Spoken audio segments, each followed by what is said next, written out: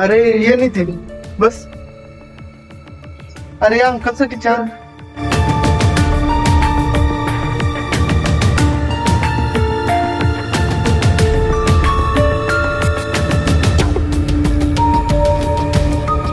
Sir जसं तुम्ही सांगितलं तसं सगळं चालू आहे. आवर प्लॅन जाऊन.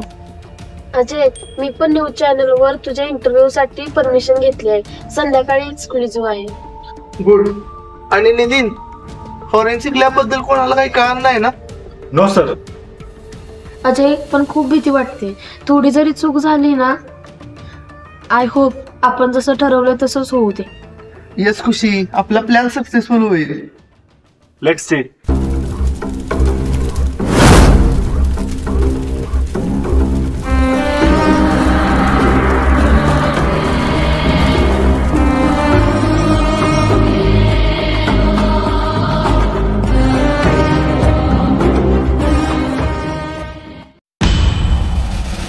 नमस्कार, मी अजय माने.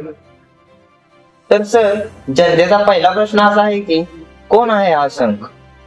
हे जर माहित असतं तर तो किलर आज जेलमध्ये असता. ओके सर, बट पर्सनली तुम्हाला काय वाटतं त्या किलर बद्दल? त्याचा इगो. इगो म्हणजे? इगो म्हणजे त्याचा उद्देश फक्त मुलांना किडनॅप करून मारून खाण्याचा नाही, तर तो त्यातून काहीतरी संदेश देण्याचा प्रयत्न करतोय. सर, यू मीन टू से की त्याला काहीतरी संदेश देत आहे. तो तुम्ही जनतेसमोर स्पष्ट कराल का? काय उद्देश काय आहे त्याचा? काळजी. त्याला असं वाटतंय की आपल्याला आपल्या मुलांची काळजी नाही. म्हणजे सर, जी सगळी मुलं किडनॅपिंग झाली त्याच्या आई वडिलांना त्यांची काळजी नव्हती असं त्याला वाटतंय, म्हणून तर तो आपल्या मुलांना किडनॅप करतोय ना. पण ही कसली काळजी? तो मुलांना किडनॅप करून खाऊन टाकतो. नक्की त्याला सांगायचं तरी काय आहे? त्याला असं वाटतंय काळजी म्हणजे एक प्रेमाची गाठ जी मृत्यूनंतरही तुटत नाही. पण सर, ह्यानंतर किडनॅपिंग होण्याची शक्यता आहे की नाही? नाही होणार किडनॅपिंग. तुम्ही खात्रीपूर्वक कसे सांगू शकता? मी प्रॉमिस करतो की यापुढे किडनॅपिंग होणार नाही. यामागचं कारण? कारण तो यावेळी माझ्या मुलीला किडनॅप करणार आहे. Are you serious sir? म्हणजे तुम्हाला पण त्याने पत्र पाठवलं आहे का? नाही, पण त्याचा माझ्यावर खूप विश्वास आहे आणि मला तो विश्वास तोडायचा नाही.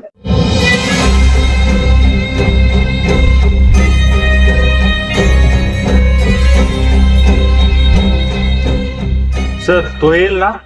मला खात्री आहे की तो 100% येईल आणि आर्याला घेऊन जाईल. फक्त तुम्ही लक्षात ठेवा, जसा प्लॅन आहे तसंच झालं पाहिजे. Yes sir.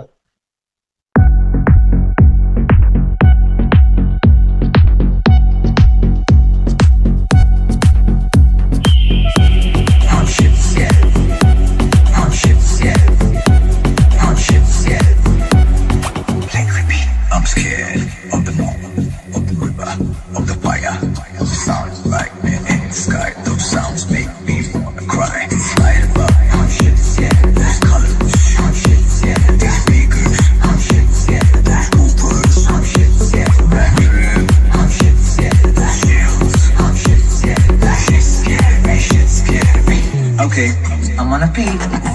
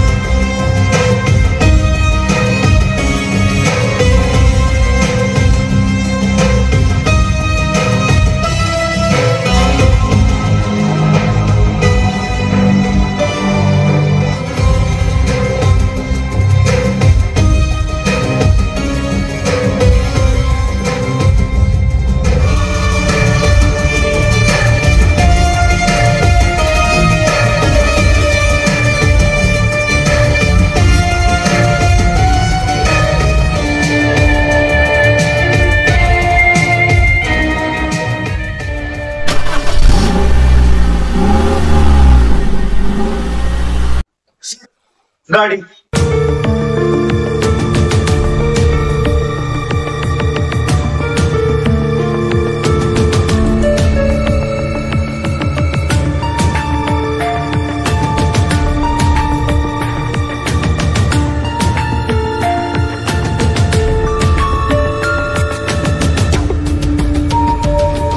आर्या, वय 12 वर्ष. आर्या बाळा, तुला मारायचा माझा प्लॅन कधीच नव्हता, पण मिस्टेक तुझ्या बापाची आहे. तसं पण माझा त्यांच्यावर विश्वास आहे. मग सर, झालं ना तुमच्या मनासारखं? पण एक गुड न्यूज आहे की मी जेव्हा आर्याला कापून खाईन ना, तेव्हा तुम्हाला व्हिडिओ करून पाठवतो. थँक्स हा चान्स मला दिल्याबद्दल. आशंक. अजय, आर्या सुखरूप तर असेल ना? 100%. नितीन, तू ठरलेल्या लोकेशनवर लवकर जा. Yes sir.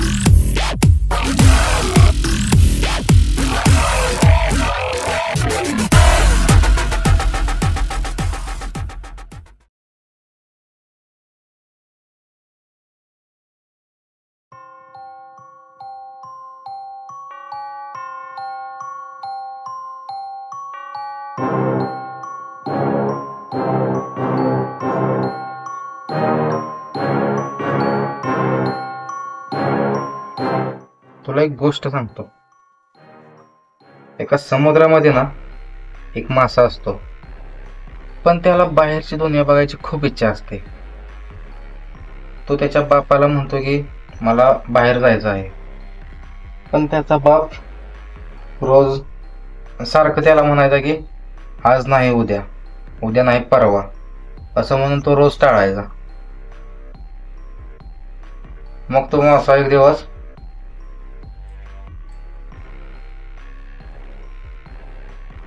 माझ्या स्वप्नात आला आणि म्हणाला मला बाहेरची दुनिया बघायची आहे. मग काय, मी आलो त्याला पाण्यातून बाहेर घेऊन.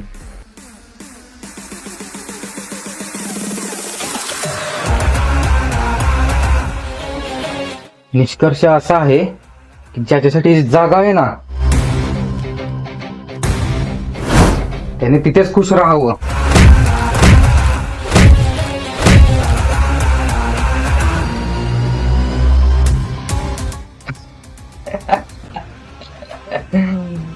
लोकांना ना आपल्या मुलांची काळजीच नाहीये.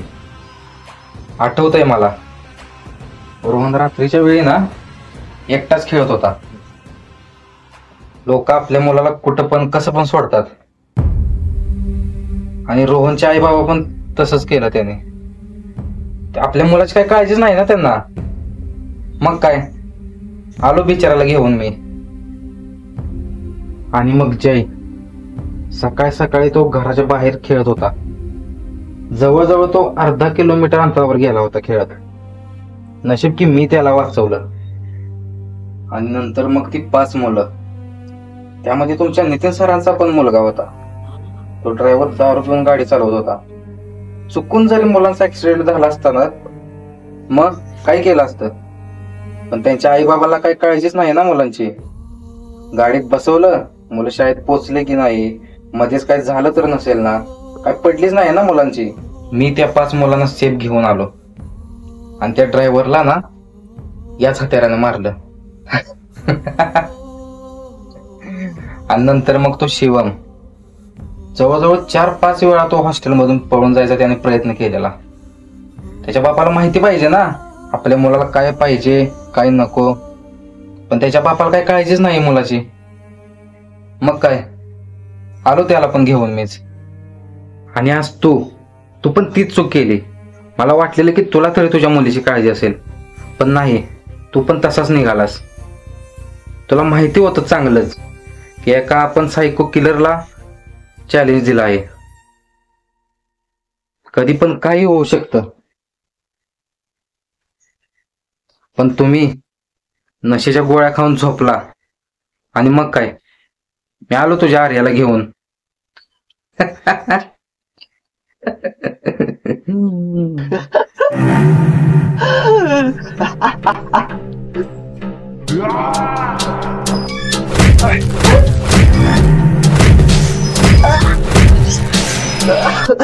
हरा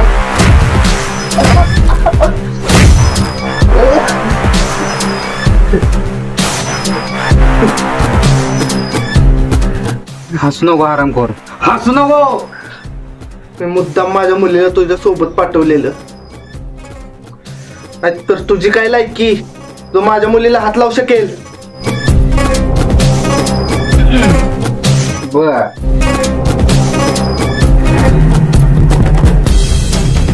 फाटली काय तुझी कुत्र्या. फाटली. पण मला सांग, हे सगळं करून तू काय वाकडं केलंस माझं? तुला नाही कळणार, कारण जो माणूस काळजीच्या गोष्टी बोलतोय त्याला स्वतःच्याच मुलाची काळजी नव्हती. आयुषला तूच मारलंस ना हरामखोर, स्वतःच्याच मुलाला.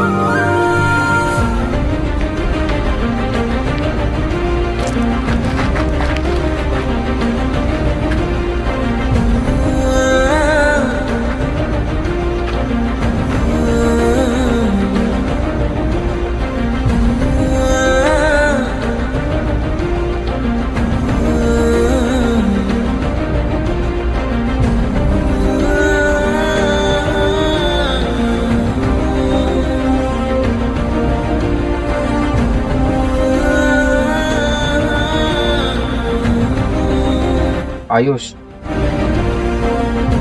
तिथे माझा मुलगा आहे. खूप एकटं वाटत होते त्याला, कोणच नव्हतं त्याच्याशी खेळायला. माझ्या एका चुकीमुळे मेला तो. मला माहिती आहे की मी सायको आहे, मानसिक संतुलन बरोबर नाही माझं, पण मी माझ्या मुलाला नाही मारलं.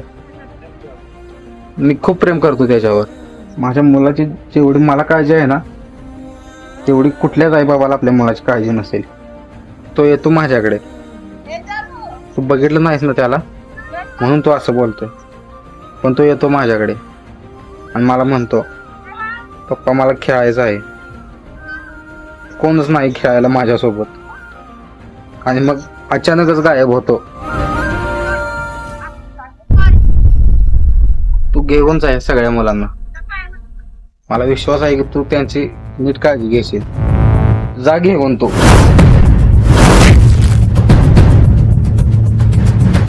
काळजी? तुला काय माहितीये रे, या मुलांचे आई वडील इतके दिवस कसे जगत असतील, त्यांचे काय हाल झाले असतील, आणि तुला एवढं साधं मरण देऊ मी? तू काय मारशील मला? मी तर त्याच दिवशी मेलोय ज्या दिवशी माझ्या मुलाच्या मर्डरच्या केसमध्ये मला आत टाक.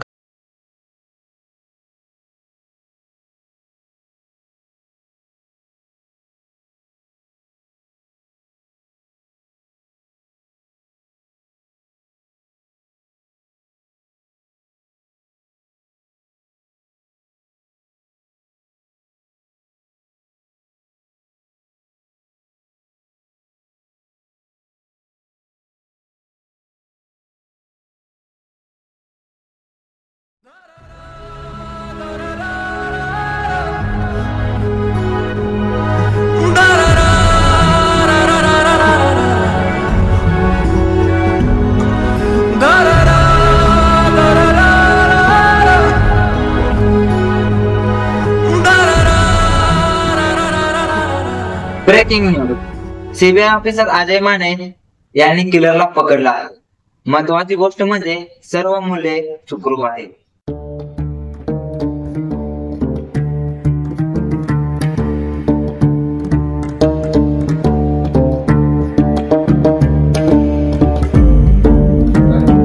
थँक्यू म्हणायला लावलोय तुला.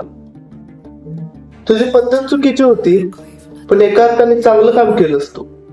पण सर, तुम्हाला कसं कळालं की मी त्या मुलांना मारलेलं नाही? फॉरेन्सिक लॅब मधून जेव्हा शिवमचा रिपोर्ट आला तेव्हाच कळालं की ते मांस बकऱ्याचं होतं. मग आम्हाला कळालं की सर्व मुले जिवंत आहेत. पण मला हे समजत नव्हतं की तू नेमकं त्या मुलांचं नेमकं केलं काय.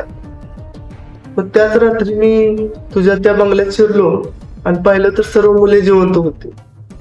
मग मला हा प्रश्न पडलेला की नेमकं तू असा का करतोयस. मग मी हा सगळा प्लॅन केला. वेदना, भीती, विश्वास. माझ्या सायको विचारामुळे दुसऱ्यांना टेन्शन मध्ये बघून मला खूप मजा यायची. मला असं वाटायचं की या जगात मी एकटा नाहीये ज्याने आपल्या मुलाला गमावण्याचं दुःख आहे. आयुष मेल्यावर पण मला दिसायचा. मला सारखं म्हणायचा, मला खेळायचं आहे. मी कधी स्पर्श करू शकलो नाही रे त्याला.